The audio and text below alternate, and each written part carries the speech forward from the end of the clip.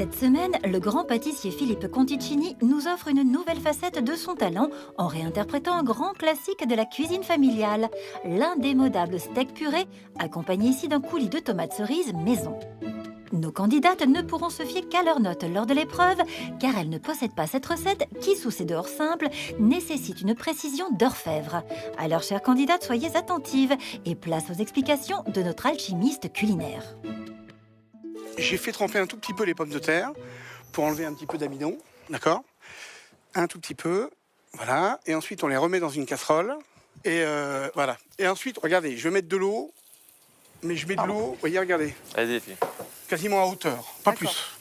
Très très important parce qu'on va démarrer ça plein pot, à fond la caisse. Et il faut que ça cuise vite pour que ça absorbe le minimum d'eau. D'accord. D'accord. Ok, ça c'est parti.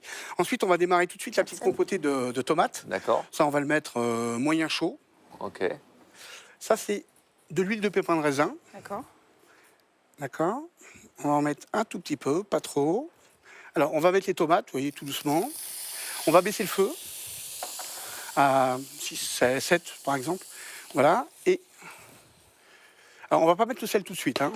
D'accord. De toute façon, l'eau, elle va se barrer, mais je veux pas qu'elle se barre trop vite. Et trop, surtout. Voilà, tu penses avec moi, puis tac, je vais Allez. chercher. Alors regardez, là, c'est de la viande. Donc ça, c'est du paleron de bœuf, c'est un morceau de 180 grammes.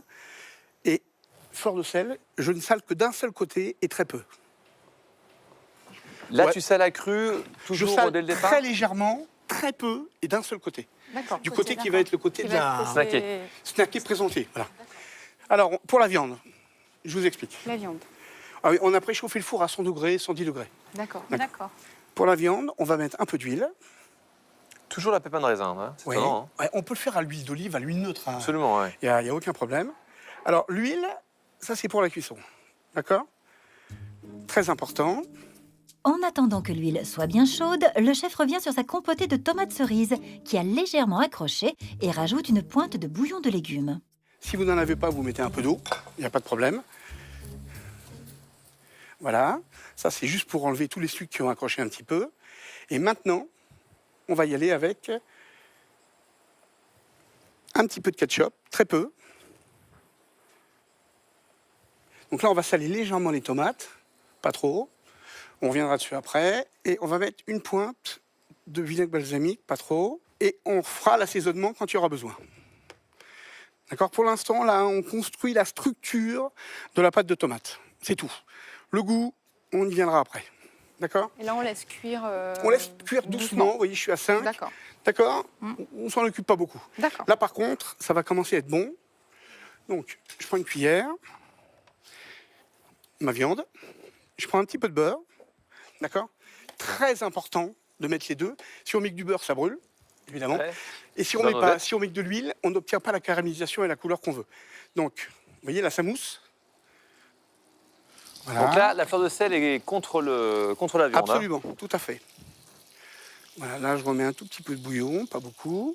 Tant que ça compote, tant que c'est pas complètement compoté comme je le veux. Vous voyez, je joue avec le feu. Alors ça, c'est important. Le feu, la chaleur, c'est vous qui la maîtrisez. Hein. C'est pas elle Oui. qui vous maîtrise. Et surtout, toujours, Ça sent bon. vous ramenez, Ouais. regardez, toujours, vous ramenez tout ce qu'il y a sur les bords dedans. D'accord. Tout ça, c'est du nectar et c'est très important. Hein. Voilà. Waouh. Elle est belle, hein. Alors, ce qui est important, c'est de ne pas ferrer votre viande. Ferrer, ça veut dire brûler, en fait. Ah, mais il faut qu'elle soit très caramélisée. D'accord. D'accord? La compote de tomate, elle est quasiment terminée, là. Hein. On va la faire dessécher. On va juste rectifier un peu l'assaisonnement, parce que ça manque un tout petit peu. La fleur de sel est là. La fleur de sel, c'est pas pour que ce soit salé. Hein. C'est juste quelque chose qui rehausse les saveurs. Et vous allez voir, ça va en avoir beaucoup de la saveur. Beaucoup, beaucoup. Vous voyez, c'est simple. Hein. Franchement, très simple. Là, on va baisser un tout petit peu le feu. C'est bien celui-là, Christophe. Hein. Ouais, c'est sûr. Ok, on va le mettre à 8. Alors, comment D'accord. tu sais que ta viande est cuite correctement? Je le sens avec le doigt. Et puis, on vérifiera avec le couteau. D'accord. D'accord? Je vérifierai avec vous avec le couteau. Vous voyez, comme le beurre, regardez le beurre qui commence à devenir un tout petit peu noisette. Ouais. Ça, c'est bon. Colore. C'est top. Ok. Donc, la compote de tomates, on va la terminer.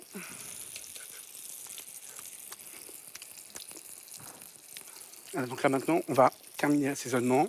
Et l'assaisonnement, c'est quelques gouttes de balsamique. très peu. C'est hyper impressionnant parce qu'il nous dit là je vais rajouter du vinaigre et c'est mais 2 gouttes de vinaigre. C'est hyper précis, on dirait qu'il fait de la chimie presque. Vaut mieux en remettre 2-3 fois. Et là, ça manque un peu de sel, mais surtout ça manque d'équilibre. Donc je remets du sel pour équilibrer l'ensemble. Je l'arrête. D'accord. C'est bien Terminé, vous voyez. Compoté, bien On la compoté. passera tout à l'heure. On va la laisser Super. tranquillement, regardez. Je ramène tout sur le côté et vous l'embêtez plus, vous la laissez comme ça, légèrement décalée. La viande, elle continue à cuire. Vous aimez la viande comment? Moi, plutôt saignante, mais bon. D'accord. Allez, je vais le faire avec vous, d'accord? Normalement, je le fais pas ça, hein, mais là, je le fais pour vous. Là, elle est. Un peu rosée pour moi. Elle n'est pas rosée, Bah, ça non, n'existe pas. Pour les viandes rouges, c'est Elle est une à viande. point. Elle est Elle est bleue. à point Non, non, elle est bleue. Elle est Ah bleue. oui, voilà, j'allais dire, elle est plus Là, elle que est bleue. Voilà, je cherchais Voyez le mot plus que saignante, en fait. Ah bah, elle est bleue. Voilà. Donc, vous voyez, maintenant que j'ai tout est coloré, je tourne, je retourne et je baisse mon feu. Maintenant, on va terminer la cuisson pour l'amener jusqu'à ce qu'elle soit saignante. Les pommes de terre, très bien jouées. On va voir si elles sont cuites. À mon avis, pas encore. Non, c'est pas cuit. Touchez, regardez. C'est important, vous allez voir, Vas-y. ça s'enfonce, mais elle est dure. Ouais, elle est encore un peu dure. D'accord? Attends, vas-y. Donc il faut qu'elle soit parfaitement Un peu fondante. résistante. Oui, il faut qu'elle soit bien fondante, mais qu'elle se tienne, évidemment. Attention aussi à la cuisson de la viande, qui une fois saignante est immédiatement réservée hors du feu. Voilà, là, j'ai arrêté la cuisson. D'accord? Vous voyez, regardez, si je fais ça, vous voyez, là, maintenant, elle est saignante au milieu. Donc, je mets un petit papier dessus. D'accord? Et on va la mettre au four. Je te laisse faire, Je m'en occupe. Christophe. Le four, 100 degrés, tu peux même l'éteindre, le four, Christophe. Ouais, allez. Il était à 100 degrés, on l'éteint, terminé. Pendant que le paleron reste bien au chaud dans le four éteint, Philippe Conticini lance sa sauce en dégraissant d'abord son jus de viande, puis en déglaçant les sucres restants au vinaigre balsamique. Voilà, on déglace. Ça, c'est pour enlever les sucres, ça, vous savez. Hein. Voilà. OK. On met la viande. Donc ça, c'est le paleron, pareil. Voilà, ça, c'est en les plus. chutes. Hein, c'est les chutes de paleron. On va bien les faire revenir. Alors, on va rajouter une petite pointe d'huile de raisin, mais très peu. Hein. Voilà. D'accord? Pour pas que le vinaigre brûle. On va monter le feu, bah, il est à 10. Là, on met fort, de façon à bien faire caraméliser la viande. Tous ces sucres, ils vont se mettre dans le jus qu'on est en train de faire. L'odeur est dingue. hein. Ouais. Nouveau déglaçage, cette fois avec un bouillon de légumes. Et c'est parti, à fond la caisse. Regardez. Là maintenant, tout ce qu'il y a sur les bords, vous ne le laissez pas sécher. Vous le ramenez dans le jus. D'accord? Très, très important. Hein. Je vais mettre un tout petit peu de fleur de sel. Léger. Et un tout petit peu de vinaigre balsamique, léger. En même temps que ça se concentre, je commence à structurer le goût, léger. Hein. On n'est pas là pour embêter la viande, donc voilà. Je pense que les pommes de terre, ça va être bon. Tu veux que je les égoutte? Je veux bien, Christophe, avec plaisir.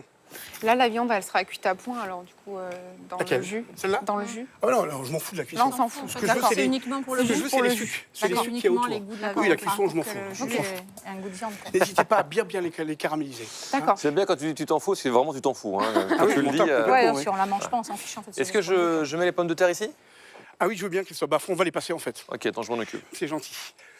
Voilà, regardez, je commence à goûter. Vous voyez, venez, approchez-vous. Regardez. Vous voyez, le jus, il commence à se structurer. Vous voyez? Vous avez Ça sent goûté, les filles. vous avez gardé votre petite cuillère ou pas? On va prendre On une va autre. prendre une autre. Pendant que certains goûtent, d'autres bossent. Une fois n'est pas coutume, notre pâtissier préféré est 2 corvées purées. Et ensuite, on va Là, on l'arrête. passer le jus et le remettre dedans pour le structurer. D'accord? On va enlever les morceaux de viande. Donc, ce qui serait formidable, c'est d'avoir une petite passette. Tenez, ça vous dérange pas si c'est Pas la du cuillère? Vas-y, je suis pas malade. Alors, pour goûter, vous mettez ça maxi dans la bouche. Merci. Vous pouvez me passer la passette, s'il vous plaît, qui est Ah oui. là-bas. On va passer le jus. Donc, vous voyez, là, il commence vraiment à prendre du goût. Elle est grosse, Merci, hein. Christophe. Hein, c'est adorable. Non, mais c'est rien. Voilà. Et alors, très important, on ne laisse absolument aucun sucre dans la poêle. D'accord? Et le précieux élixir retourne à la poêle encore chaude pour épaissir un peu. Vous voyez, je reprends l'ébullition. Je mets une noix de beurre. D'accord? Voilà. Et maintenant, j'assaisonne. Voilà, le jus, là, il va envoyer, hein, gustativement. Il a l'air. Il envoie déjà pas mal. Hein. Au niveau de l'odeur, déjà, on en prend plein les... Voilà. Donc là, le jus, regardez. vous peut-être avez qu'il a. remis quoi, là? Vous voyez la tête qu'il a? Du balsamique. Hein. J'ai mis quelques gouttes. Quelques gouttes. Mais j'ai goûté avant. Ouais. Oui. Ouais, Stop, tu- terminé, on va le mettre là. D'accord? D'accord. On le finira tout à l'heure. Ok. Évidemment, au dernier moment, on le structurera au dernier moment. Il est temps pour notre jeune commis talentueux, j'ai nommé Christophe Michalak, de mettre à nouveau la main à la pâte de tomate. Ce que je veux, c'est quelque chose d'assez lisse. D'accord. Tu vois la quintessence de cette pâte de tomate. Mais par contre, tu as remarqué que j'ai laissé la peau et les pépins. Ouais, c'est ça, c'est Très important, parce il y a que tout beaucoup le de goût. goût. Bah oui, évidemment. De concert, le chef enchaîne avec sa purée. Et là aussi, il a une formule magique. D'abord, faire bouillir du lait, puis mettre ses pommes de terre moulinées dans un batteur à faible vitesse. Donc là, on l'humidifie tout de suite pour éviter qu'elle corde. Je suis désolé, hein, j'en mets partout. Non, non, mais t'inquiète, t'inquiète. Là, on va lui mettre un petit coup à fond la caisse. On nous enlève des Et minutes. tout de suite, on met le beurre.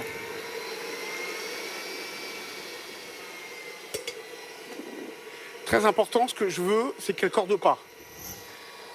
Corder, c'est devenir Cordée, élastique, c'est-à-dire en que fait. l'amidon de la pomme de terre va la rendre élastique. Et vous allez voir pourquoi c'est important de mettre le fouet, C'est pour l'aérer. un maximum. Donc tu jongles entre un coup de lait chaud, un coup de beurre. Ah, absolument. Et pendant que Philippe Conticini continue à jongler avec sa purée, après l'avoir assaisonnée d'un peu de fleur de sel, Christophe Michalak s'occupe de la viande. Alors la viande, très important. Ça, il faut absolument le mettre dans la sauce. Très important. Enfin, dans la sauce, dans le jus, plus exactement. D'accord? Rien ne se perd, tout se transforme dans cette recette où même les sucs de cuisson au four sont reversés dans le jus, assaisonné d'un dernier trait de balsamique. Et là maintenant, regardez. Ce que je veux, c'est qu'il soit très épais. Voilà. Presque. Bien sirupeux. Voilà, on va arrêter. Voilà, et on va faire le dressage. Vous voyez exactement ce qu'a dit Christophe, c'est-à-dire presque sirupeux. Ouais, presque du caramel. Vous voyez, presque, voilà, exactement. Donc, pour faire le dressage, on va se mettre là.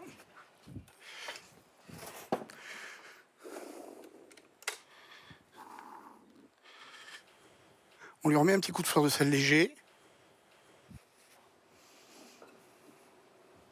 Tu veux une cuillère? Oui, je veux bien. Alors, on va faire une petite chose.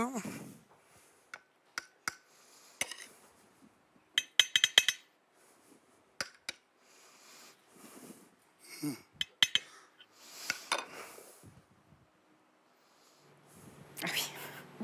Ok. Voilà. Quelques feuilles de thym frais pour la fraîcheur et la verdure. Et maintenant, vous enrobez complètement la viande de ce jus qui est extrêmement épais. Extrêmement goûteux surtout. Hein. Oui, qui a beaucoup de goût. Notre pâtissier préféré ne peut s'empêcher lui aussi d'apporter sa touche à cette recette salée. Serait-ce une quenelle de purée que voilà? Alors là, il est gourmand. Vous voyez comme il est gourmand, Christophe. Ce que je lui ai pas dit, en fait, c'est qu'en fait... Hop, la purée, elle est là. Tiens, Christophe.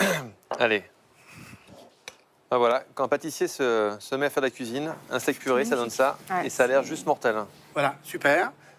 On n'a pas mangé comme ça à la cantine. Hein, des... Les steaks purée, non. Ouais. Je sais pas C'est souvenir. pas tout à fait la même chose. Vous voyez, vous faites comme un glaçage, un peu, en pâtisserie. D'accord? C'est splendide. Voilà. Et on met une dernière pointe de piment d'Espelette. Là, vous le faites à la Korninski. Voilà.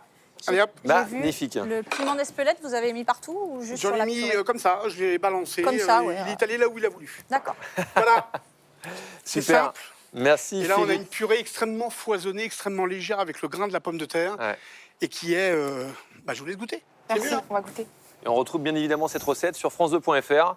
Allez au boulot, et moi je pars avec ça. D'accord? À tout de suite.